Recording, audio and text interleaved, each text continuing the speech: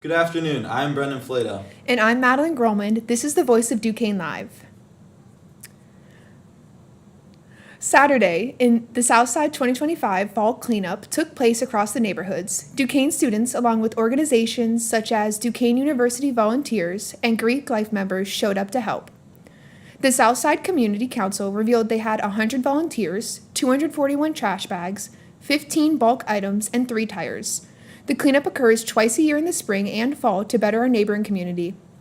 The cleanup was in conjunction with the Pittsburgh 2025 Garbage Olympics, where neighbors all over the city compete to see who can pick up the most trash.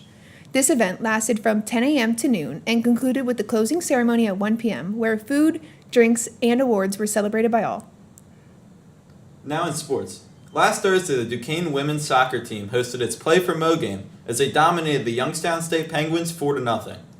The Dukes got the offense going early when senior midfielder Reese Keshner scored her first goal of her college career.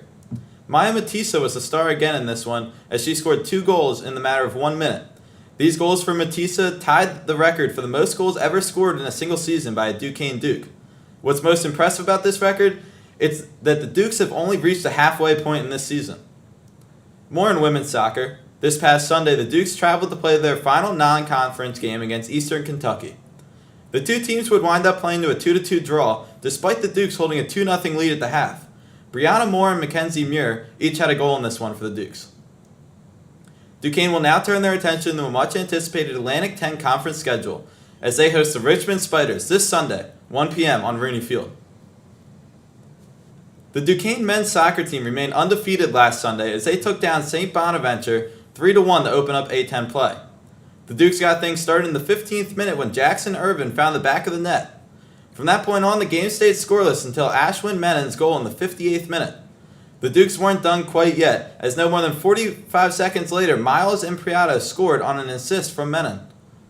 The Dukes will continue their quest for the A10 crown this Saturday as against Atlantic 10 foe St. Louis at 7 p.m. under the lights of Rooney Field.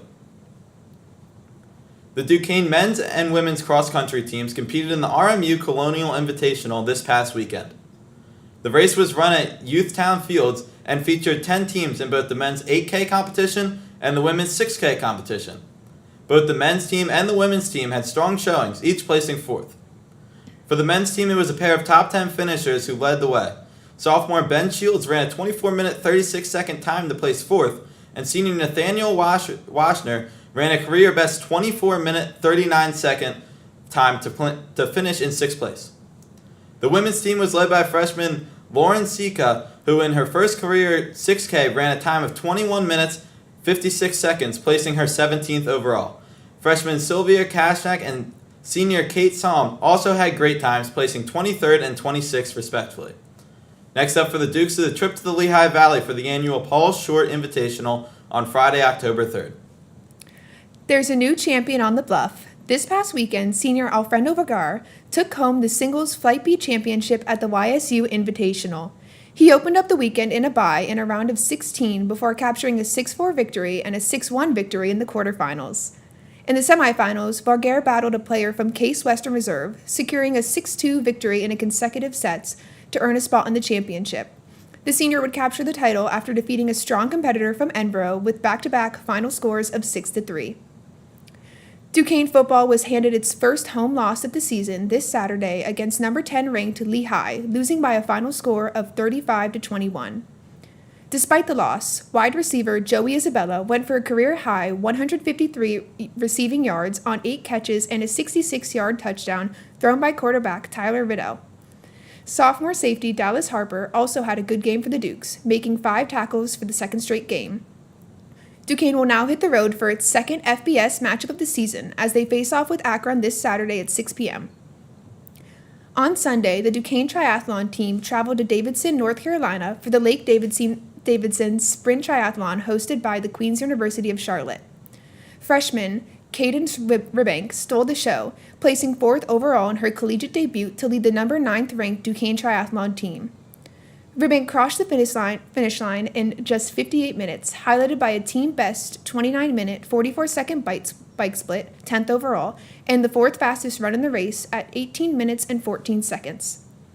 This weekend will be big for the Duquesne Triathlon team as we set their sights on defending the home turf in the 3rd annual Duquesne Invitational at Brady Run Park. For the first time, the event will expand to 2 days, with Friday night aquathon followed by the traditional Saturday morning triathlon. This past Saturday, it was the newest installment of the City Game as Duquesne faced off with Pitt. In a back-and-forth, very chippy game, it was Pitt who would get the last laugh, defeating the Dukes 9-6. Pitt jumped out an early 1-0 in this one, but the Dukes quickly responded. The game would continue in this fashion until 13 minutes into the 3rd period when Duquesne scored a shorthanded goal to take the lead. Pitt quickly responded, though, scoring 3 unanswered goals to defeat the Dukes. Monday, the Fall Blood Drive was held in the Towers Multipurpose Room. Madeline was there at the scene to learn more. Hi, it's Madeline Groman from the Voice of Duquesne Live. I'm here at Towers covering the blood drive that was on Monday, September 15th. Duquesne volunteers are partnering with Vitalent to bring the 2025 Fall Blood Drive to us. Throughout the afternoon, students filled the donation chairs, some giving blood for the very first time. For many students, the event was more than just a chance to donate blood. It was a way to give back to the wider community. Vitalent representatives emphasized that a single donation could help up to 3 people in need, a fact that motivated both first-time and returning donors. When asked about how she felt after giving blood today, a donor, Riley Armstrong, said, I feel pride within the community for holding these blood drives, and I'm happy I can be a part of it. I hope to continue to do it in the future because it's just such a great thing to do.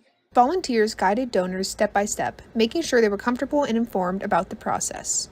After donating, participants refueled at the snack table, where pretzels, cookies, chips, and juice boxes provided a welcome pick-me-up.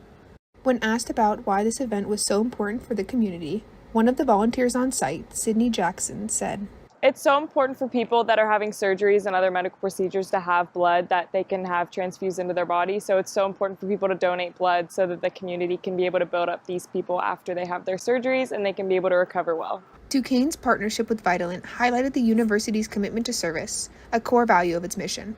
Organizers said they were encouraged by the turnout and hoped the drive would continue fostering a culture of giving on campus. The blood drive is definitely no stranger to the Duquesne campus, so keep an eye out for when they come back. This is Madeline Groman signing out from Duquesne Live. Tomorrow, Friday, September 19th, the Student Government Association will be working together with Duquesne's Provost, Dr. Dawsey, to hold a Pizza with the Provost event. The event will be held on September 19th at the Mellon Patio from 11:30 in the morning until 1 o'clock in the afternoon. Why should you go? Aside from free pizza, the Pizza with the Provost event will allow students to meet and interact with Dr. Dawsey and other administration or staff members at Duquesne. Jayla Flannery, the Student Government Association's Vice President of Academic Affairs, said, "The purpose of this event is to connect the Duquesne student body with the Duquesne administration along with Duquesne's other staff members. My goal is to cultivate a profound connection between the student body and administration, and this event is a step in the right direction towards aligning the two." So, if you find yourself with some time on your hands, go get some pizza, make some new friends, and form some connections with some of the people who help shape the education that you can get here at Duquesne. On Tuesday, students and faculty met in the Africa Room for Go Global, a discussion on the opportunities for Duquesne students to study abroad. This allowed for faculty to discuss the opportunities to study in different places and for Duquesne alumni who had studied abroad to share their experiences. After the panel, interested students were able to personally ask questions to the faculty or alumni about the opportunities for studying abroad. Most of the students who had studied abroad, such as Jose Menendez, said that their favorite part of their time abroad were the excursions to different tourist attractions around their respective countries. Menendez, who did a semester in Rome, said that his excursion to Campania was the highlight of his trip there. Whether it be just for a week, a month, or a whole semester, students interested are very likely to find times and places that fit their majors and suit their needs. There are many opportunities to visit Rome, Dublin, and many other cities around the world. For more information, see the Study Abroad office on the 6th floor of the Student Union. Now let's head over to our Morgan Carr with this week's weather. And with this week's weather, we got a little bit of change coming up. Still with that high heat, we're going to start off with Friday, which is going to be sunny, high of 82, low of 59, so a little bit colder, keeping that sunny right into Saturday. So make sure that UV is coming out, so make sure you have your sunglasses and your sunscreen. The high of 82 again and the low of 58.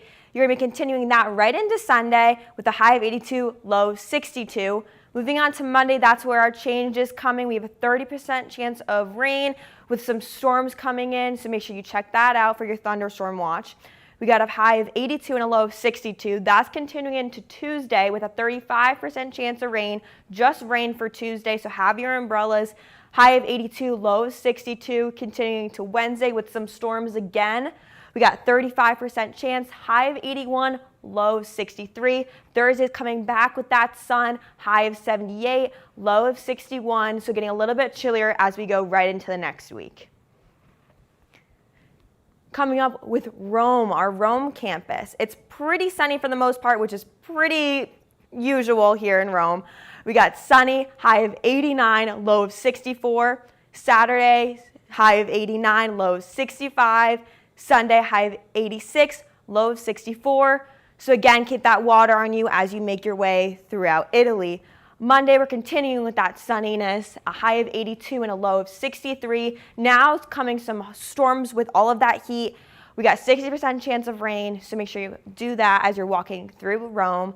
We got a high of 78, low of 66, so that's going to come in with a little bit more chilliness. Same for Wednesday, 60% with a high of 75 and a low of 63. It's going to get slightly colder as we go to Thursday with a high of 75 but a low of 57. But we got that sunniness and you can go back to your nice weather in Rome. Finishing up with our Dublin campus, we kind of got a big change here going from Rome. Lots of rain in the future. So Friday, 90% chance. It's going to be very chilly. The wind is making it even colder than what the actual temperature says it's going to be. So it's going to be a 90% chance of rain, high of 64, low of 55, but that chill will be coming in. Same with Saturday with a 95% chance of rain, high of 58, low of 49. Sunday, 85% chance of rain, high of 56. So this is where it's going to get even more chillier, low of 44. We move into Monday. Less likely for rain with 35%, a high of 56 and a low of 42, but it's getting way colder in Dublin.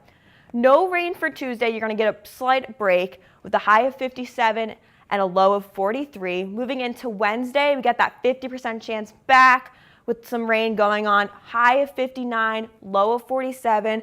That's going to continue, but slightly lower into Thursday with a 40% chance of rain. High of 60 degrees, low of 48. So still that chill's coming. The wind is going to be strong throughout the entire week, so make sure you have jackets on you. Thank you, Morgan. Last Friday night, the Office of Student Housing and Residence Life hosted an epic Neon Capture the Flag competition at McCluskey Field. The game drew dozens of participants and spectators, turning the area into a battlefield. The teams were made up of 10 players each and consisted of 3 teams, blue, green, and pink. The winning team took home Amazon gift cards. The energy on the field was palpable, and the students had a great time. It brought people together. One player, Chase Morton, said, "My team is a mix of first and second floor St. Anne's." It was a close few games, with everyone on the field trying their hardest. However, the green team took home the victory. The Residence Life Association is a student-led organization within your residence hall. When asked about the night, C.J. Buderbog said, It was a great good time. It was something very creative to form Duke Life. They will continue to host more fun events such as Epic Bingo on September 26th at 9 p.m. in the Student Union Ballroom. Epic Bingo is giving away gear, tech, and gift cards, and possibly concert tickets, so keep an eye out for their announcements around campus. Hogan Dining has recently introduced late-night dinners on Tuesday and Thursday. The new hours have allowed the menu to expand to a variety of foods that normally are not available, like chicken, waffles, and hoagies. Zachary Koloweski, the head chef at Hogan, who started working at Duquesne in August, says late-night dining has been in the works for a while, and he views late nights as a positive, but busier and more difficult than other days. He says, "It's challenging. It's a whole new set of things we need to do. It's another set of ingredients we need to have ready. This is the second week of Hogan's late nights, and the turnout has already improved. The staff consistently uses student input to improve, and this is no different. From a student's perspective, it's hard to complain about the option to get food from Hogan for longer hours, especially when classes, clubs, or study sessions run later." Freshman Tyler Moyer agrees, saying, "It's great to be able to get out of a late class or to continue studying when you're in a groove and not have to worry about all the food places on campus being closed." Yesterday, September 17th, was National Constitution Day.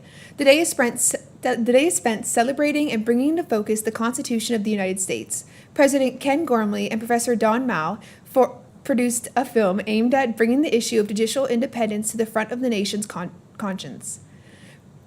Court Justice Stephen Breyer to discuss the values and essential nature of the judicial independence plays in our nation today. The film has been shown at several judicial conferences and is made available to every high school in the United States and at judicial education organization in the United States as well. This past Wednesday, September 10th, Student Government Association held its first Senate meeting of the fall 2025 semester. R. Morgan Carr sat down with President Nick Miller to learn more. Today I'm here with Student Body President Nick Miller. Today we're going to be talking about all things SGA and politics. So let's get right into it. What got you interested in politics? I would say, well, being a freshman in high school when COVID happened, you just became, the news was so highlighted at that time. The unknown was, quite complicated for a teenager at that time in high school. And so watching the news was really the only way to get answers. And a lot of people would probably say that right now, where we're at in the world, a lot of news is politics. So that would be my answer for that. But the way that I got really into it was through an organization that I was involved in, that I got involved in my senior year of high school, which was called Project 18. And my senior year, that was Project 18's 50th year. And it was created whenever 18-year-olds got the right to vote, which would have been 50-some years ago, my senior year. So I became the president of that organization. They're also considered a nonprofit. So we did a lot of community service events, and we did a lot with state and local politicians. And we would campaign for them. We would help them. They would come in and speak and kind of explain to us what their role in government was. And so I started to gain this understanding of, what's the role of, someone involved on borough council, someone involved as a county commissioner. And so through all of that, I started to realize why politics was so important. Not so much just what you see on the news, but the role of government and how it works, which is ultimately considered politics, because to get into politics, you have to run. Yeah. And what got you to want to run for SGA president in the first place? Well, I think, for me, in high school, I had this purpose of being the Project 18 president. And I oversaw 89 members. We were always busy. We were constantly raising money. We were doing events. And I got to college, and I just thought, I was involved in student government at my high school as well. But I got to college, and I was kind of looking for that purpose. And I went to an SGA meeting, and I became a senator shortly after that. And one of the issues I realized that was something that really mattered to people was transportation. So I created the Transportation Committee and chaired that committee last year.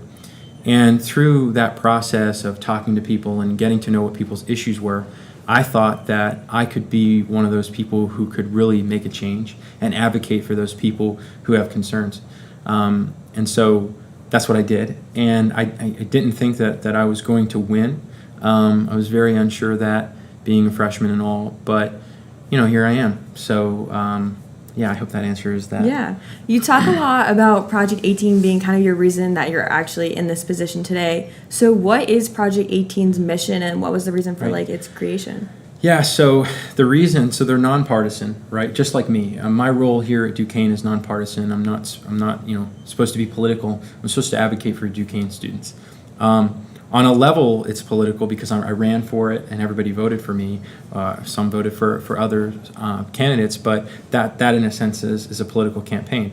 Now, Project 18 is nonpartisan as well, and their mission and goal is to educate high school students who are newly 18, who now have the right to vote. What does it mean to have that right to vote? What are the elections that you can vote in?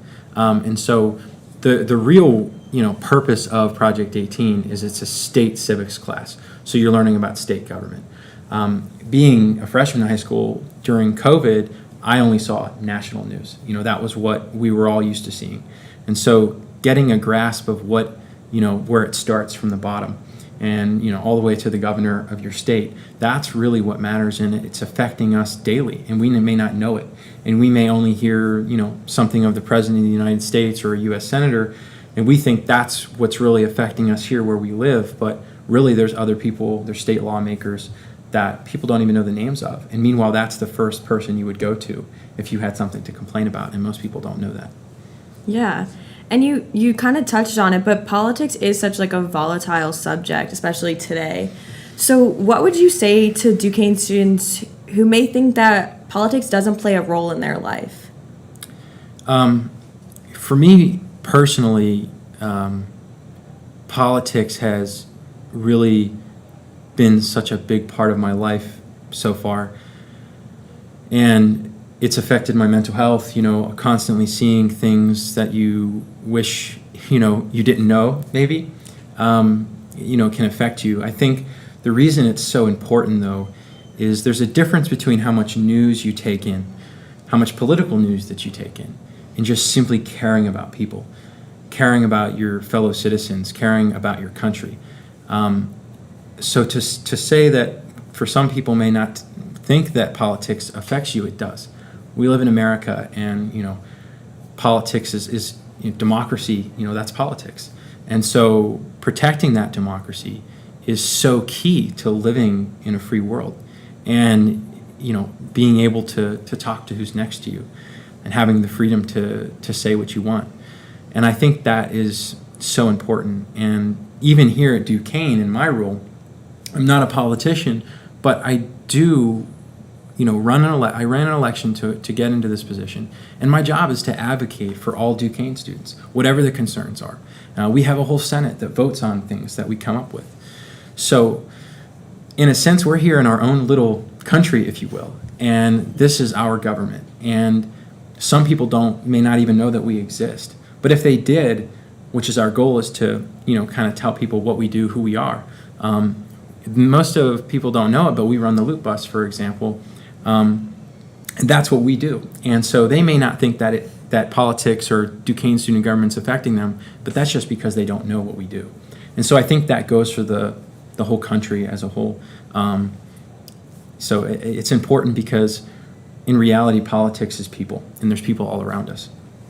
Yeah, and you touched on like kind of the college level of politics, and also they pretty much know what the national looks like, but what does it look like at kind of like a local and state level? Like, how involved is politics truly in your daily life?